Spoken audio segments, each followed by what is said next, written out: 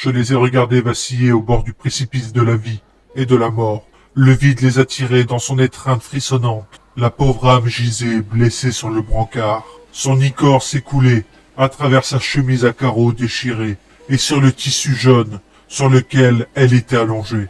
Ils ont tendu la main, peut-être vers une divinité, voire une prière. Ils m'ont parlé, un simple murmure, tandis que leurs mains effleuraient ma blouse, une traînée de sang ayant été abandonnée. J'ai saisi leurs mains, et le latex de mes gants a crissé contre le liquide frais.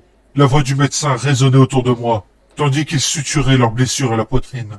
Ça va aller, ai-je dit en manifestant le plus de confiance possible. J'ai vu un faible sourire ourler les coins de leurs lèvres, alors qu'ils fermaient les yeux. C'est fait, j'ai réagi en poussant le brancard dans le service. J'ai vérifié leur pouls et leur tension artérielle, qui étaient tous deux trop bas pour la morphine. J'ai rapidement administré un bolus de sérum physiologique et j'ai vu le coup mortel porté à la poitrine commencer à guérir rapidement. Les tendons se ressoudant doucement, mais efficacement. Le rythme cardiaque s'est stabilisé et la respiration irrégulière du patient s'est calmée.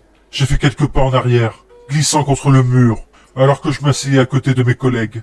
Le médecin a ri. J'ai senti de chaudes larmes couler sur mes joues. Cette personne avait été frappée par une entité insensible, si profondément qu'elle était gravée dans ses côtes. Si nous pouvions les sauver, nous pourrions en sauver tant d'autres. Nous pourrions aider toutes les pauvres âmes qui errent hors du niveau 0 et au-delà. Nous pourrions faire des miracles ici, dans ces rooms. Nous pourrions sauver des vies qui ne sont pas censées l'être. La guérison de cette personne avait tout changé. Nous disposons enfin d'une véritable méthode pour sauver des vies. En plus de sauver des gens d'une mort certaine, cela ouvrait la voie à des opérations chirurgicales majeures et à tout type de soins avancés. Les possibilités étaient infinies. Peut-être que finalement, nous pourrions tous sortir d'ici vivants.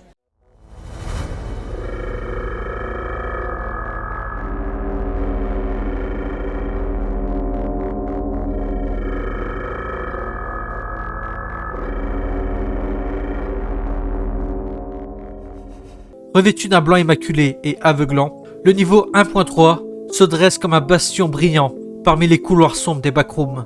Le niveau est composé d'environ 1 km² de salles et de couloirs blancs, recouverts d'un carrelage immaculé, fait d'un matériau inconnu et lisse, presque doux au toucher.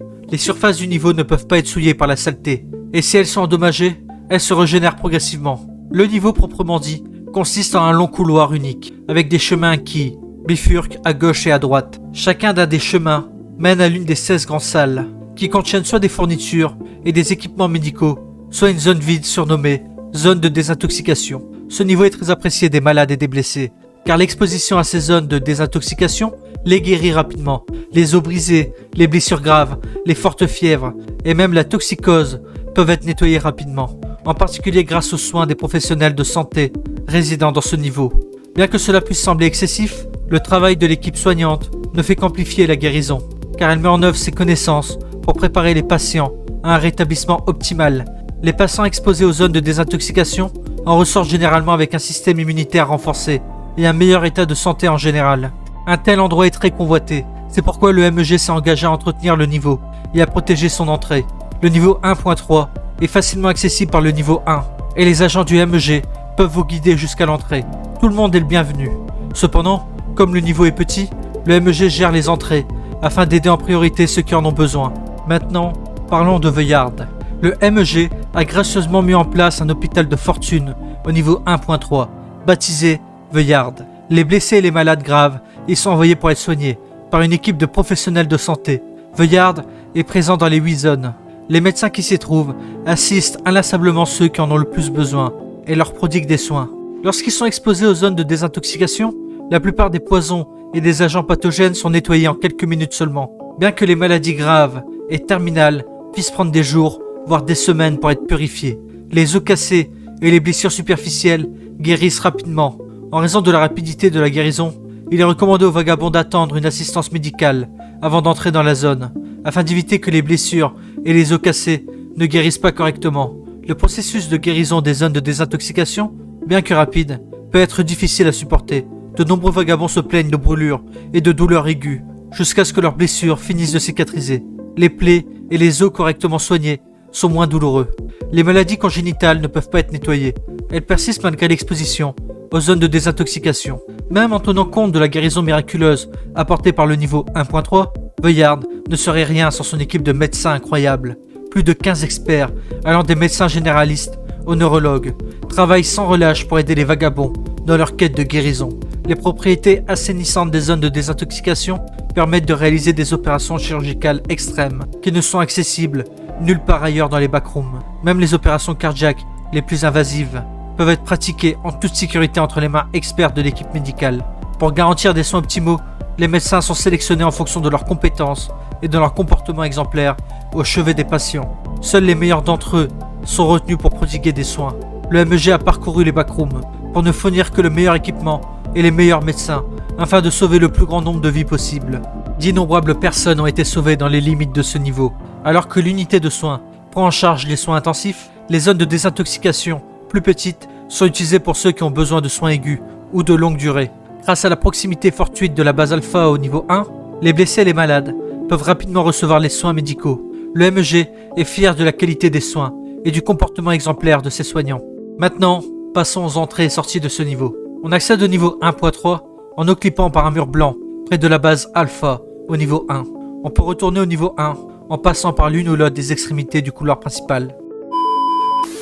Attention, le MEG a reclassifié ce niveau en Dead Zone. Seuls les agents autorisés peuvent y pénétrer. Merci de votre coopération.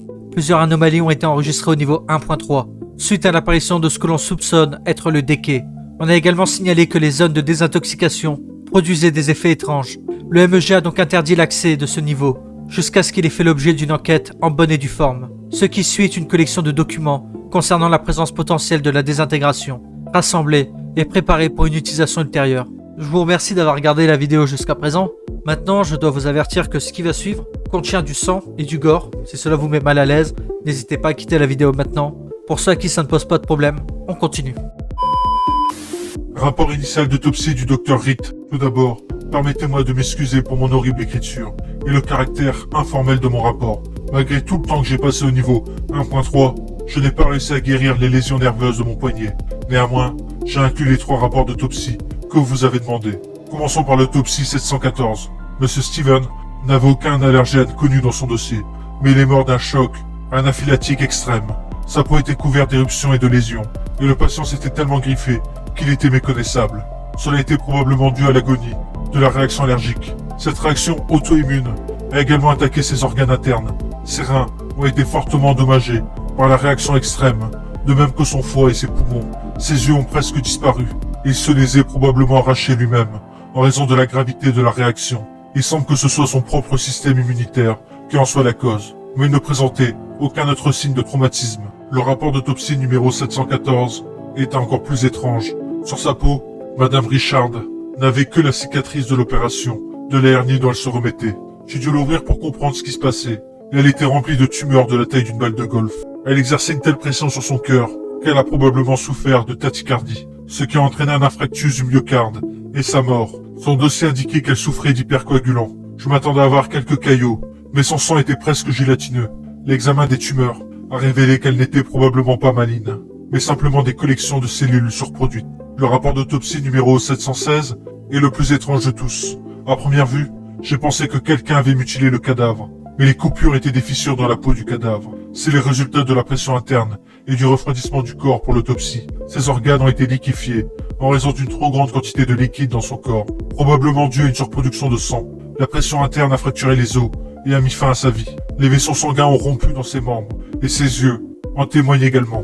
Pour conclure, chaque victime souffrait de problèmes différents, mais il existe un lien entre elles. Elles présentaient toute une surproduction ou une surréaction systémique, extrême ou mortelle, comme si leur corps avait reçu des instructions 100 fois plus extrêmes qu'elles n'auraient dû l'être. Que se passe-t-il?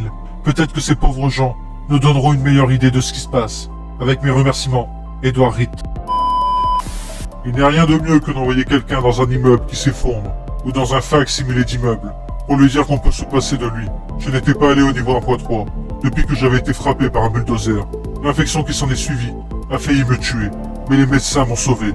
Je n'oublierai jamais l'odeur âcre des produits chimiques qui régnait partout. Suffisamment forte pour vous donner un mal de tête. J'étais terrifié. À quel point le niveau pouvait-il être mauvais pour être reclassé comme étant quelque chose d'inhabitable. J'ai personnellement vu quelques-uns des cadavres, de malades transportés, des patients qui cherchaient à se rétablir, mais qui n'ont trouvé que la mort. Ils étaient mutilés de façon bizarre, impossible.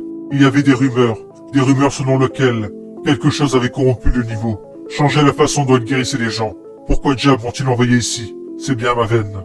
Il y avait beaucoup de sécurité à la porte, plus que jamais. Des hommes et des femmes costauds, munis d'armes menaçantes. J'ai montré ma carte d'identité, et j'ai clippé à travers le mur blanc, qui menait au niveau. Heureusement, c'était l'une des entrées les plus douces. Il s'agissait en fait de passer à travers le mur. Une bouffée d'air rance m'a frappé le visage. L'humidité ne faisait qu'ajouter à mon malaise. Ce que j'ai vu m'a presque fait faire un demi-tour. Le niveau se déchirait sous son propre poids. Des taches noires étaient disséminées partout, et les murs blancs normalement rigides se pliaient et s'effondraient dans des taches irrégulières de noir pur. C'était pire qu'un immeuble qui s'effondrait. L'odeur de pourriture provenait certainement des cadavres, qui étaient maintenant enfermés dans les coins délabrés de cet endroit abandonné. J'ai lu un rapport selon lequel seulement 3 des patients avaient été récupérés. Les autres avaient été abandonnés, sans sépulture digne de ce nom, pourrissant dans l'abîme. J'ai grimacé, mais supporté l'odeur, déroulant le fil de pêche qu'on m'avait donné. Je me suis approché avec précaution de la fosse la plus proche, et j'ai mesuré environ 1 mètre de fil. Je l'ai descendu avec précaution dans le trou, et l'ai laissé prendre quelques instants. J'ai arraché le fil de plastique, qui m'est revenu à moins d'1 pied. Mon cœur s'enfonça dans ma poitrine. C'était absolument du déquet. J'ai jeté le reste du fil dans le trou, avant de me relever avec précaution. Je ne sais pas ce que c'était. Peut-être de l'orgueil, mais ma curiosité morbide a pris le dessus. Comment ces gens sont-ils morts? Qu'est-il arrivé à cet endroit qui m'avait autrefois sauvé la vie? Je m'enfonçais dans le niveau, évitant les nids de poules et les murs déformés. Des traînées de sang oxydé couraient sur le sol, séchés depuis longtemps et incrustés sur le carrelage. C'était probablement la chose la plus déplacée ici. Le sang brun-rouge, tranché presque avec le blanc, et le noir parfait du niveau. En tournant à gauche, j'empruntais le couloir, et je suis arrivé dans une section bien délimitée. Regarde, le début de la zone de désintoxication était marqué par du ruban vert, délimitant la zone qui avait été utilisée pour me sauver la vie. La plus grande partie avait disparu. Un gouffre béant. J'ai frissonné alors que la peur commença à prendre racine dans mon corps. Peut-être que les gens pouvaient encore être guéris. Peut-être qu'ils pouvaient être sauvés. J'ai pris mon couteau de poche, et j'ai fait une petite entaille sur mon avant-bras. Je me suis approché des bonnes vertes, et j'ai passé ma main avec précaution sur le seuil. Mais rien. Le bout de mes doigts picotait. Ce n'était sans doute que la nervosité. Plus confiant, j'enfonçai mon bras dans la zone de désintoxication. Une sensation de brûlure familière a parcouru mon bras.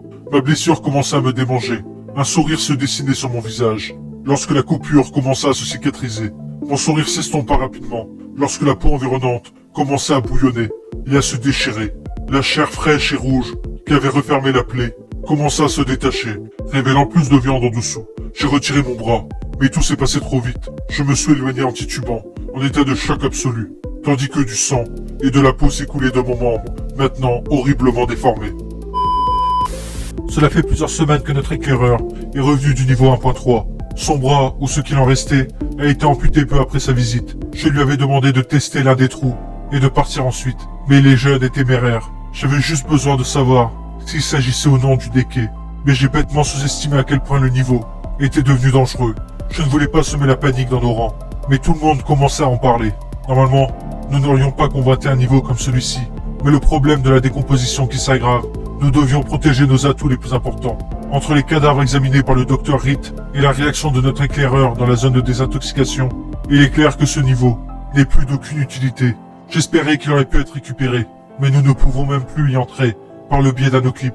À part les effusions de sang, c'est comme s'il n'avait jamais existé. Je me demande combien de monde seront perdus à cause du déquet. Je crains pour les habitants de cette étrange dimension et pour leur avenir. L'effroi existentiel continue de monter dans mon cœur, jour après jour. Et si nous ne parvenons pas à arrêter ce phénomène, où est-ce que cela s'arrêtera? Et voici qui conclut le rapport sur ce niveau. Est-ce qu'il vous a plu? Est-ce qu'il vous a intéressé? Dites-moi tout ça en commentaire, et à très bientôt. Bye!